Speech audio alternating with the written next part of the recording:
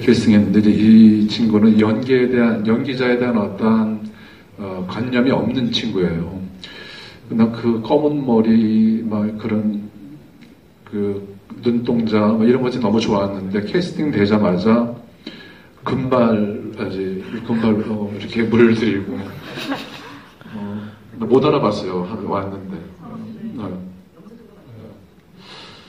그래서 막 야단치고 울고 뭐 안 한다고 그러고 하지 마라 그러고 다시 한번 와봐 이런 과정을 겪었어요. 그러면서 이제 고우경 씨가 그래서 고우경 씨를 한 2개월 전에 우연히 공항에서 봤어요. 근데 많이 말랐더라고요. 말랐고 어디 가냐 그러니까 어디 가냐고 물어보니까 발리 간대요. 그래서 발리 혼자 이러는데 그 동시에 남자친구가 이렇게 와서 호경이랑 같이 가던 그래서 호경이 생각이 나네요.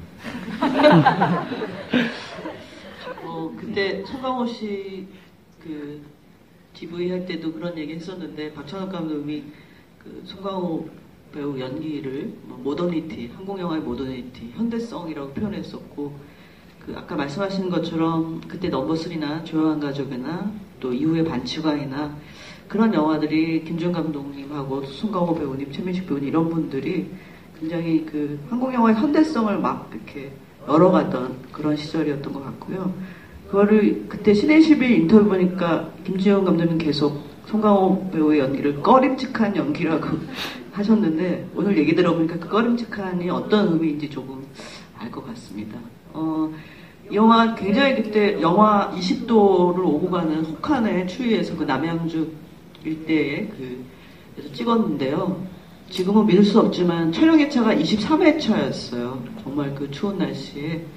지금은 그 회차에 이 정도의 완성도를 내기가 참 어려운 상황이 됐는데 그렇게 그 고생하면서 찍었던 기억이 또 다시 한번 나네요. 이제 그 여러분 마이크를 관객석에 넘겨서 김주현 감독님한테 궁금하신 점 질문하고 답하고 그런 시간으로 이어가겠습니다. 손 들어주시면 마이크 갖다 드릴게요. 여기 헌터. 네. 마이크 없이.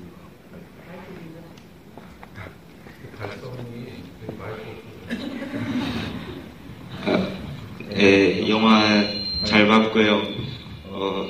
여기 영화에 나오는 그 수록 음악들이 다들 이제 팝송이던데, 그래서 이제 좀 영화의 이국적인 느낌도 나고, 뭐 이제 미나 캐릭터는 17살인데 학교도 안 간 거고, 막 이런 것들이 되게 어떤 가족들이 좀 국적에서부터 벗어난 것 같이 좀 현실에서 동떨어져 있는 느낌들을 받았는데, 이제 그런 설정들을 어떠한 이제 의도로 이제 설정하셨는지 묻고 싶습니다.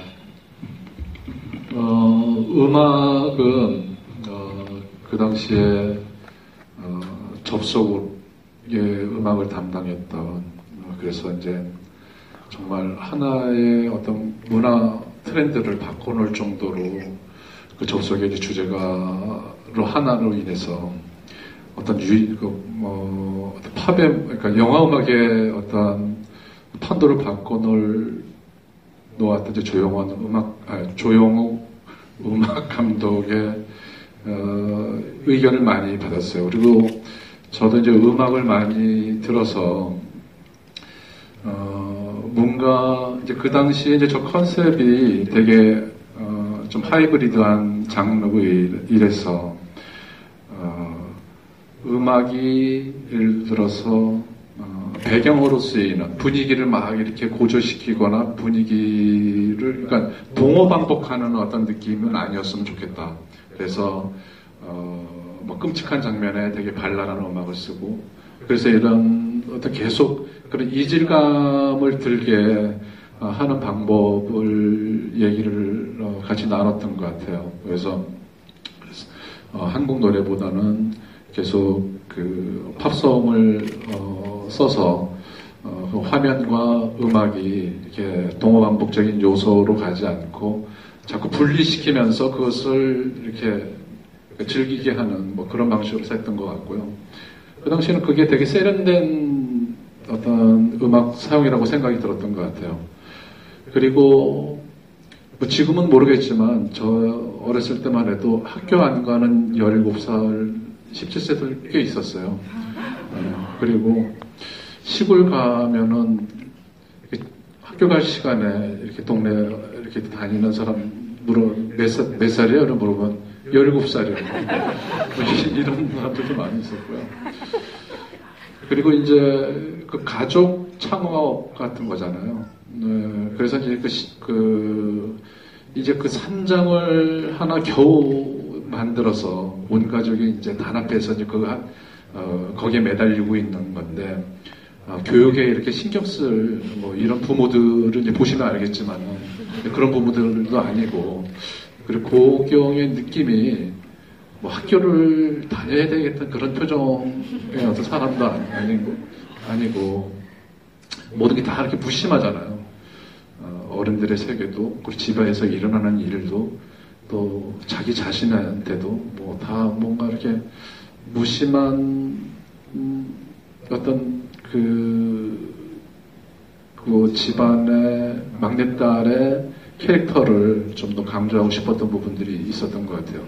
근데 그 안에는 저의 어떤 제가 집에서 이제 막내였었는데 형제들이 되게 많았어요. 아마 조용한 가족도 아마 저희 가족들의 어떤 개성들을 조금씩은 아니고 많이 과장해서 만들어낸 인물들이 그런 것들이 있는데, 그래서 저는 항상 좀 쿨했던 것 같아요. 너무 가족들이 개성이 강해서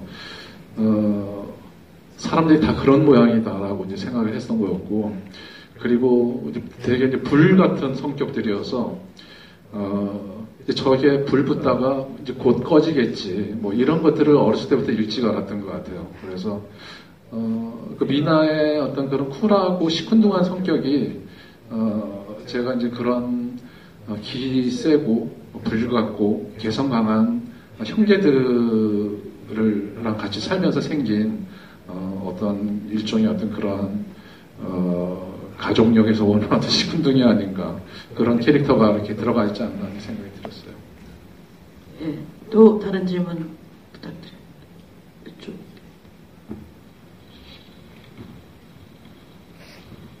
방금 대답하시면서 이렇게 좀 장화홍련도 많이 생각이 났는데요.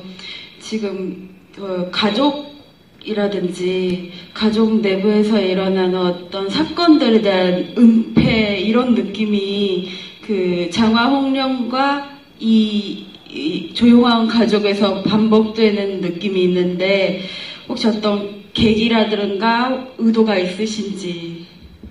의도는 아니고 제가 말씀드렸듯이 영화 감독 되기 전까지 10년을 넘게 백수 생활을 했잖아요. 다른 생활을 잘 몰라요. 다른 세계를.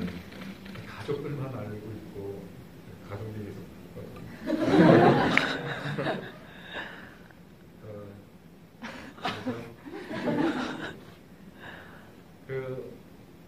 제가 아는 얘기를 해야 되니까 가족들과 겪으면서 생기는 어떠한 에피소드들 또는 마찰들 또는 여러 가지 희노애락이 생기잖아요. 그런 것들을 혼자 그냥 제가 이제 혼자 있는 시간을 어렸을 때부터 많이 갖는 편이었는데 뭐 혼자 생각도 많이 하고 뭐 그러는 시간들이 많아서 그때마다 상상을 하죠. 뭐 오늘 있었던 일, 그걸 되게 극단적으로 많은 공상을 이렇게 하다 보면은, 그러다 보면은 뭐 가족 안에서 모든 어떤 세상에 일어날 수 있는 모든 것들이 이렇게 작은 단위화되어 있는 것들이잖아요. 그것이 어떠한 구조와 어떠한 관계와 이렇게 만나면서 어떤 권력과 부딪히고 이러면서 큰 사건이 일어나고 뭐 확대되는 거지. 세상에 일어나는 모든 것들을 가족 내부를 들여다보면 다 어떤 씨앗들이 있는 거거든요. 그걸 가지고 이제 확장해서 생각하고 확대해서 생각하는 거죠. 그래서 이제 그리고 이제 제가 잘 할 수 있는 얘기가 백수였으니까 백수여서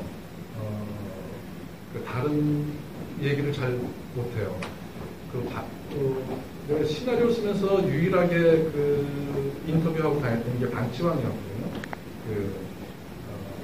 은행왕, 용어들 때문에 인터뷰를 한 적이 있었는데, 그리고 반치왕도 사실은 사회생활을, 직장생활을 안 했지만은, 직장생활 하는 걸 가만히 들여다보면은, 군대 문화가 그대로 직장 그런 어떤 사회 구조를 이렇게 온다는 것을 좀, 느꼈어요. 그래서 반치왕도 보면은 상사가 되게 폭력적으로 군대에서 부하들 다루듯이 이런 어떤 문화가 그대로 20대에 오는구나. 이게 어디 가지 않는구나라는 것을 알게 됐고, 그러면서 이제 그런 어떤 저한테 주는 작은 계기들을 가지고 이제 상상을 통해서 이런 드라마들을 만드는 거죠. 그래서 그렇다고 해서 혹시 그런 가족들의 비밀을 가지고 있으시냐고 물어보시면 절대 그런 건 아니고요. 그런 것들은 이제 상상과 어떤 극적 구조를 통해서, 장치를 통해서 이제 그거를 영화적으로 보여주려고 노력했던 것 같아요. 그러네요. 반치광에서 헤드락을 걸었던 직장 상사, 그리고 또 임대호하고 신구 배우님이 연기하셨죠. 아버지하고 아들의 관계도 참 각별한 가족 관계, 특별한 가족 관계 하면서 기이하면서도 씁쓸하면서도 어떨 땐 애틋했던 그런 가족 관계 영화가 또 반치광에도 나왔었던 기억이 나네요. 네, 또 질문해 주십시오. 네, 저기 남자분. 실없는 질문도 좋은데. 네. 근데 좀 진지한 질문을 제가 할 것 같습니다. 혹시 다른 분 없나요? 우선 감독님의 멋진 김지훈 감독의 역사책의 한 페이지를 본 것 같아서 정말 감사드립니다. 되게 진지하시네요. 나름의 표현 해봤습니다. 2001년도에 보니까 미이케 다카시 감독이 가타쿠리카의 행복이라는 뮤지컬 영화로 조용한 가족을 새로 만들었는데, 감독님이 만약 저는 다시 한번 조용한 가족을 만드신다고 가정하에 한다면은 어떻게 만드실 건지, 제가 생각하는 조용한 감정은 영화라는 그냥 고요한 강물 속에 계속 잔잔한 파동을 내는 영화라고 생각하거든요. 제 나름대로 이제 조용한 가족이라는 영화도 좋아하는 작품이라서요. 그래서 감독님한테 한번 묻고 싶습니다. 다시 리부트를 매드맥스처럼 하신다면 어떻게 만드실 건지. 저는 잔잔한 강물 안에 있는 파문을 썰렁하네. 아직 그렇게 생각은 구체적으로 깊게 못 해봤어요. 그냥 저 캐릭터를 가지고 그 시대의 가장 두드러진 특징들을, 사회의 특징들을 가져다 오면은 또 한 얘기가 나오지 않을까. 이렇게 그냥 막연하게 생각을 했고, 그리고 저 캐릭터들이라면은 어떤 서사나 어떤 특정 그 시대의 특징적인 상황을 가져다 오더라도 분명히 재밌을 것 같은, 또 새로운 얘기가 될 수 있을 것 같은 느낌이 있어서, 그래서 어떤 그 서사나 스토리를 이렇게 구체적으로 생각하는 것은 없어요. 그냥 그 시대의 이야기를 저 캐릭터로의 끌어다 오면은 또 독특한 재밌는 이야기가 있을 거란 생각을 막연하게 기대를 하고 있는 거죠. 참고로 이제 이 영화는 일본의 미이케 다카시 감독이 가다구리가의 행복이라는 제목으로 뮤지컬, 코미디, 잔혹, 정말 온갖 장르가 뒤범벅된 영화로 리메이크 됐었죠. 저희가 그 당시 한국 영화 이렇게 외국에 리메이크 되던 시절이 아니었어요. 그래서 꽤 기대를 하고 완성하면 국내 개봉하리라 했는데 완성본을 보니까 도저히 개봉을 해서는 안 되겠더라고요. 그래서 참고로 말씀드리고 원래 조용한 가족이 괴작이에요, 괴작. 예, 데뷔작임에도 불구하고 그때 일찌감치 감독님 이름을 해외에 굉장히 많이 알린 그런 데뷔작이기도 하죠. 베를린 영화제나 또 시체스 판타스포르토 영화제나 이런 쪽도 하셔서 일찍이 김주영 감독님을 해외에 또 알린 그런 데뷔작이기도 하죠. 예, 저는 제가 깜짝 놀랐던 기억이 있어요. 어떤 베를린 영화제를 갔는데 조용한 가족 포스터가 제가 나갔던 부문의 공식 포스터가 지정이 돼서 베를린 시내 곳곳에 붙어 있는 거예요. 그래서 그때 감동하고 감격했던 기억도 있고, 그 시체스 영화제를 갔어요. 세계 4대 판타스틱 영화제 중에서 가장 유명한 영화제고 가장 권위 있는 영화제인데, 시간표를, 제 상영 시간표를 보니까 12시에 하는 거예요. 12시에 시간표가 배정되어 있어요. 그래서, 이제 저한테는 첫 해외 영화제였는데 되게 좌절을 했죠. 12시에 누가 이 영화를 보러 오나. 저 지구의 반대편에 있는 그냥 소품 하나를 누가 12시에 앉아고 보러 오나. 라고 좌절하고 있었는데, 그 당시에 이제 또 되게 유명한 영화가 그 비슷한 시간에 하나 있었고, 그래서 극장으로 가는데 줄들이 쫙 서 있는 거예요. 1000석 가까이 되는 그런 극장인데. 그래서 이제 그거 이제 딴 영화로 이제 들어가는 길이라고 생각하고 왔는데, 이게 바로 제 조용한 가족을 보러 온 관객들이었어요.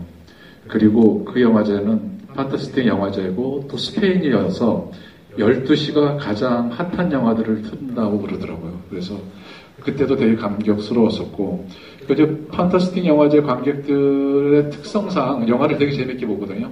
그런데 어쨌든 그 1000석 가까이 되는 그 인원들이 한국에서와 그러니까 차이가 없이 비슷한 부분에 다 이렇게 리액션을 해서, 그래서 이게 세계, 다른 나라에서도 통하는구나, 이런 것도 확신을 들었었고. 학생 아닌데요? 거기서도 웃었나요?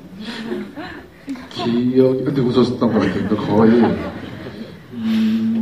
우리나라에서는 이제 그 부분서부터 이제 터졌잖아요. 이제 맨 처음에, 그때도 한국 관객분들의 어떤 느낌도 그때 되게 생생한데, 이 영화가 이제, 어떤 장르인지를 이제 갈피를 못 잡으시는 거예요. 이게 이상한 호러 같기도 하고, 근데 인물들은 약간 희화화된 것 같고, 그러면서 또 사람들은 이상한 엉뚱한 짓을 하는데 표정도 되게 진지하고 막 이러니까, 그 당시에 이런 영화에 생소했던 분들은 되게 막 진지하게 봤던 거예요.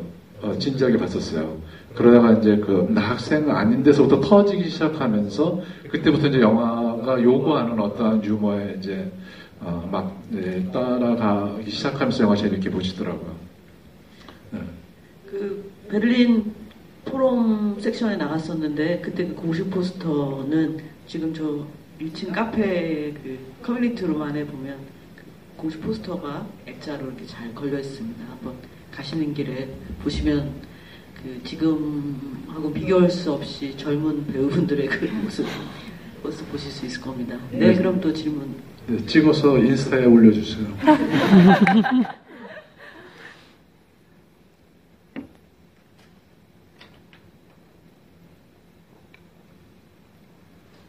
네, 안녕하세요. 전 시나리오 공부하고 있는 시나리오 지망생인데요. 그래서 연출자 김주영 감독님도 좋아하지만 각본가로서도 좋아하고 존경하는데요.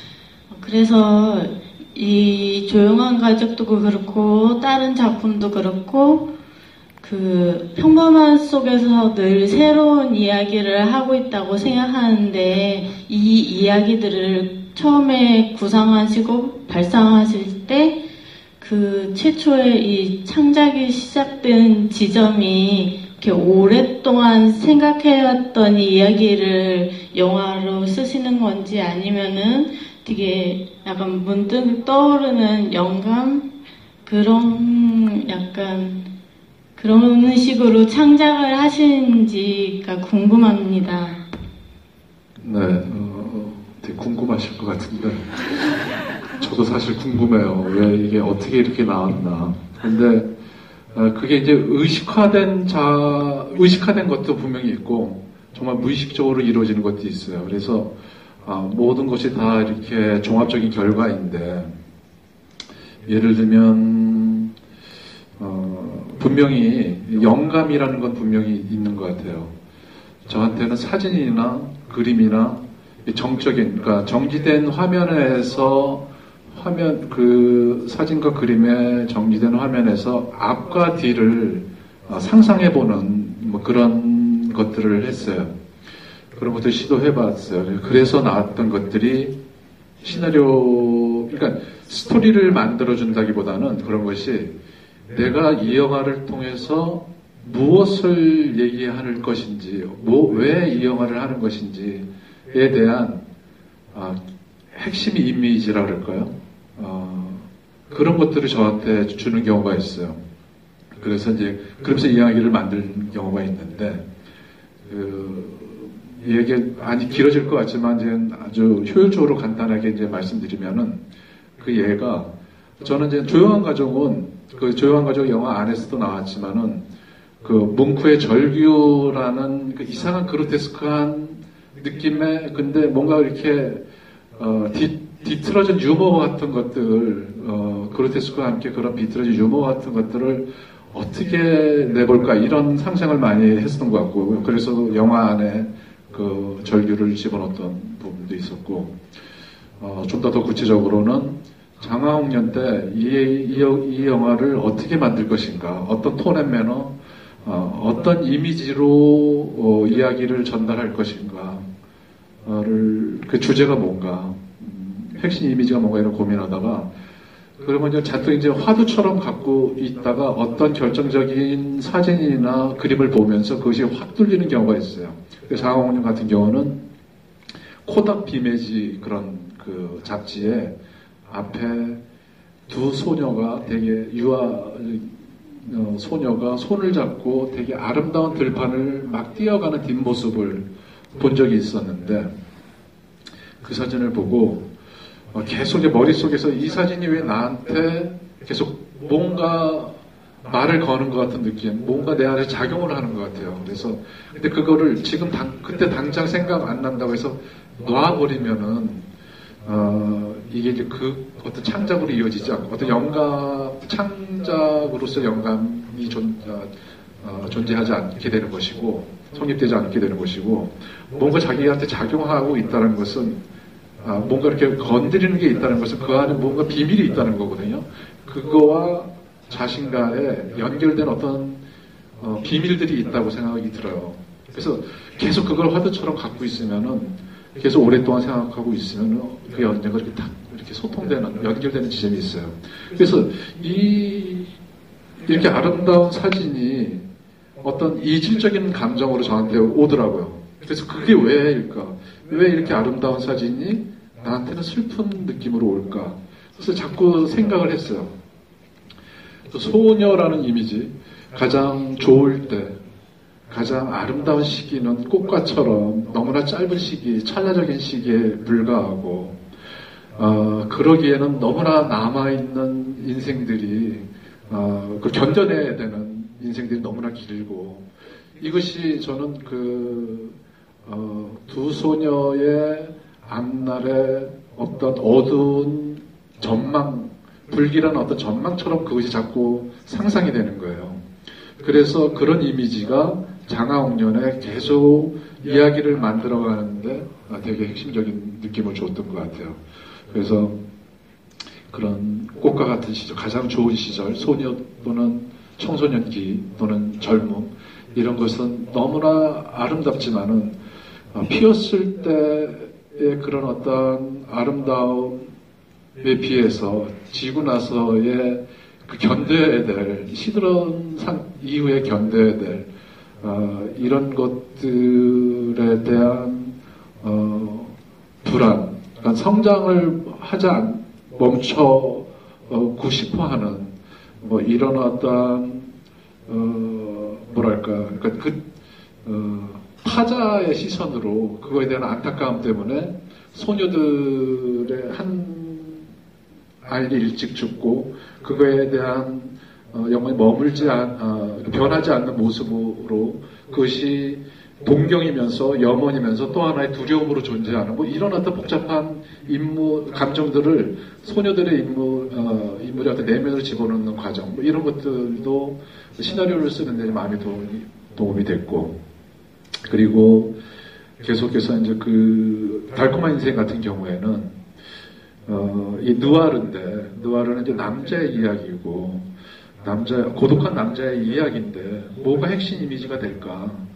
그러다가 보니까 남자의 뒷모습에서 나는 이제 도시의 익명으로 살아가는 고독한 남자의 느낌을 뒷모습에서 느꼈어요. 근데 그래서 영화 안에서도 계속 뒷모습이 계속 나오죠. 아무런 그 영화가 어떤 내러티브를 갖고 있는 것은 아니지만은 그 영화의 주조를 무드를 만들어낼 수 있어요. 그래서 스토리가 어떻게 되어지는거와 상관없이 별개로 또는 통합적으로 그 영화의 무드를 통해서 주제를 전달할 수 있는 방식. 그것이 달콤한 인생이나 장학년에 됐던 거고 그 뒷모습의 느낌은 에드워드 호프의 밤을 지새는 사람들이란 그 큰 카페에 등지고 있는 카페에 앉아있는 등지고 있는 남자의 모습에서 또 그것을 유추했죠. 그리고 이제 그런 어떤 이미지적인 느낌과,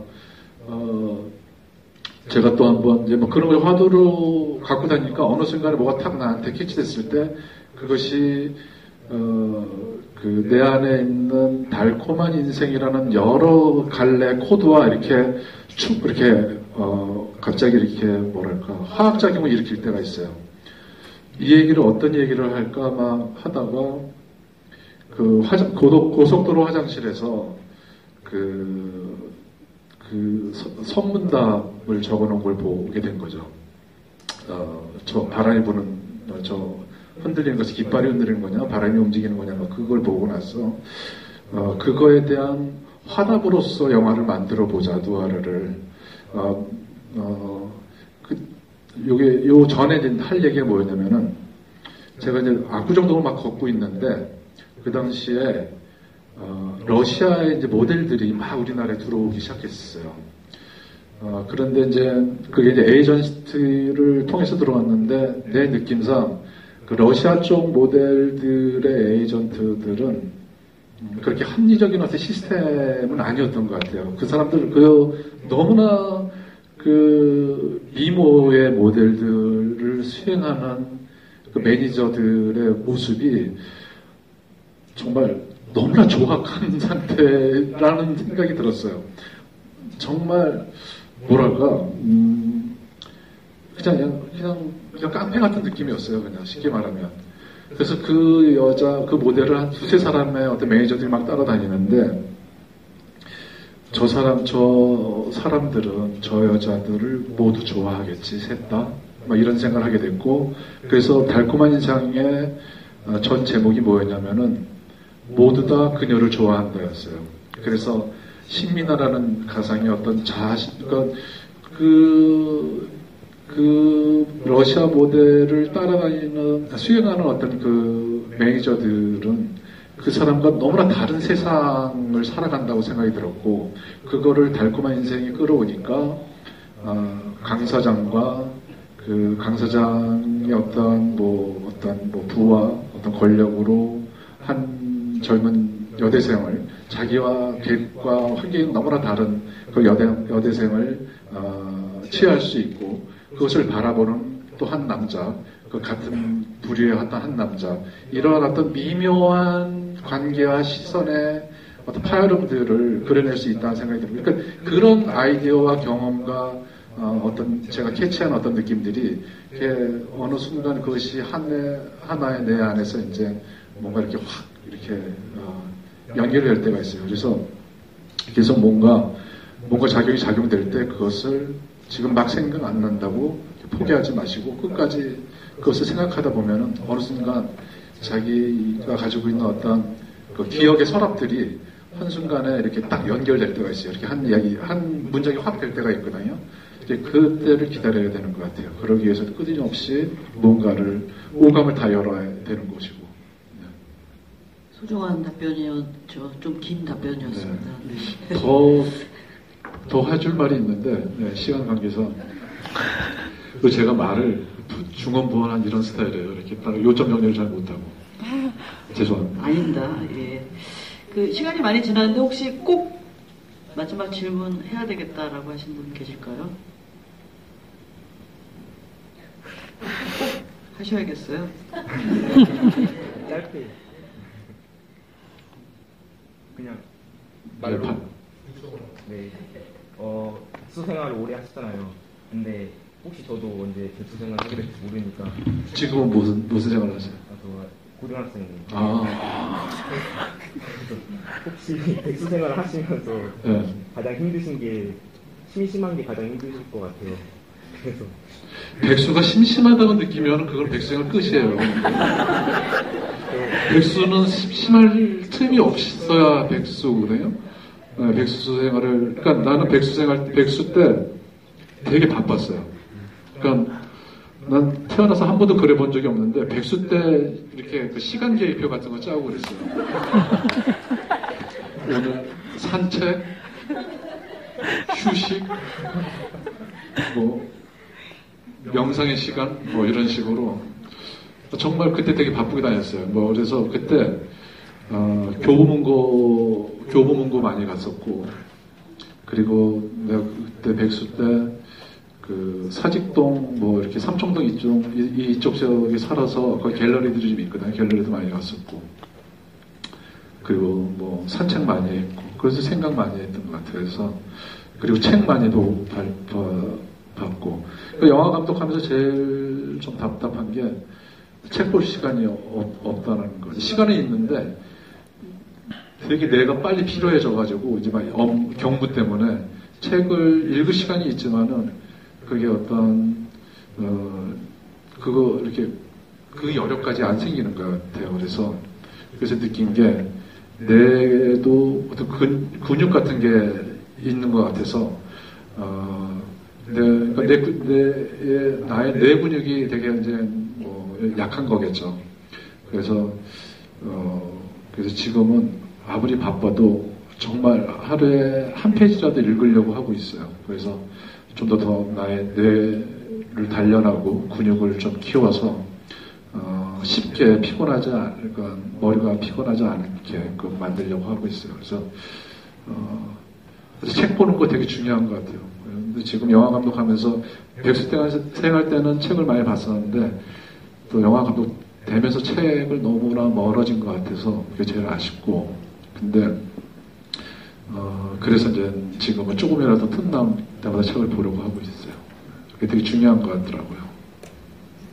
네, 그 앞으로 또 김지영 감독님